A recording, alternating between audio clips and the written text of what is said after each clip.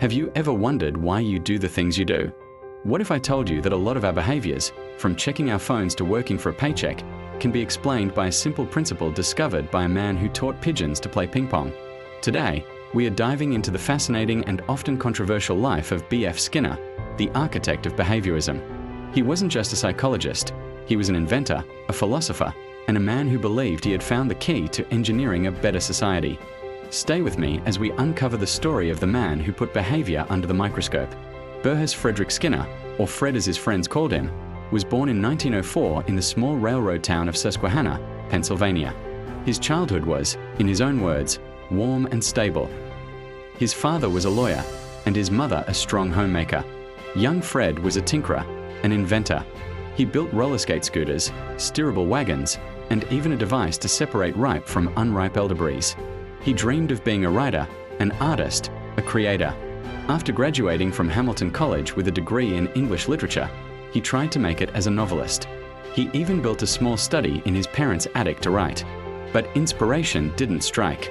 He called this period his dark year, a time of professional and personal failure. Frustrated with the subjective world of literature, he sought something more concrete, more scientific. It was then that he stumbled upon the works of John B. Watson and Ivan Pavlov. A new path opened up, one that led him away from prose and into the rigorous world of psychology at Harvard University. At Harvard, Skinner's inventive spirit found its true calling. He wanted to study behavior, not by asking people how they felt, but by observing what they did. To do this, he needed a controlled environment. And so, the Operant conditioning chamber was born, known more famously and simply as the Skinner box. Inside this box, an animal, usually a rat or a pigeon, could perform a specific action, like pressing a lever or pecking a disc. When it did, it might receive a reward, like a food pellet. Skinner discovered that the consequences of an action dramatically changed the likelihood of that action being repeated. This is the heart of operant conditioning. A behavior followed by a reinforcing stimulus, a reward, is more likely to happen again. A behavior followed by a punishment, or no stimulus at all, is less likely to recur. Through thousands of hours of meticulous observation, Skinner mapped out the principles of reinforcement. He found that different schedules of rewards had different effects. For example, a rat that gets a pellet every time it presses a lever will learn fast, but it will also stop fast if the pellets run out. But a rat that gets a pellet on a variable schedule, sometimes after 2 presses, sometimes after 10, will press that lever compulsively, over and over, even when the rewards are infrequent. Does that sound familiar? Think about slot machines or the reason you can't stop scrolling through your social media feed. You never know when you'll hit the jackpot or find that one amazing post. That's the power of variable reinforcement, a principle Skinner uncovered in his lab decades ago. His work with pigeons was even more remarkable. He taught them to play a version of ping pong, to guide missiles for the military in a project called Project Pigeon, and even to distinguish between the music of Bach and Stravinsky. He showed that with the right reinforcement, complex behaviors could be shaped in any creature. Skinner's mind was never confined to the laboratory.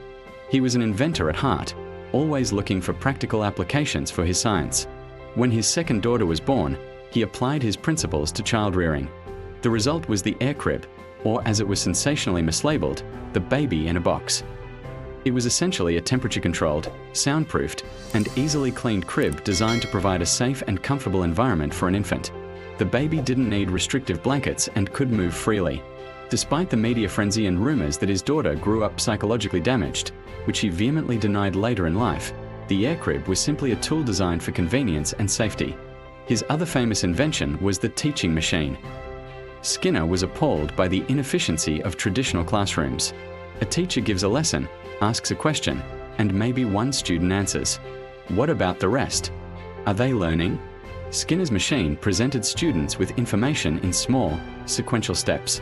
After each step, the student had to answer a question. If they got it right, they were immediately reinforced by being able to move on to the next step. If they were wrong, they could review the material. This allowed each student to learn at their own pace and receive constant, immediate feedback. It was a forerunner to modern computer-based learning and personalized education, showing Skinner's vision for using technology to improve human life. Skinner's ambitions grew beyond individual learning. He began to envision a society designed from the ground up using the principles of behaviorism.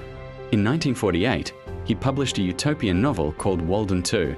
The book describes a fictional community where human problems like crime, poverty, and conflict are eliminated through behavioral engineering. Life in Walden 2 is pleasant and productive.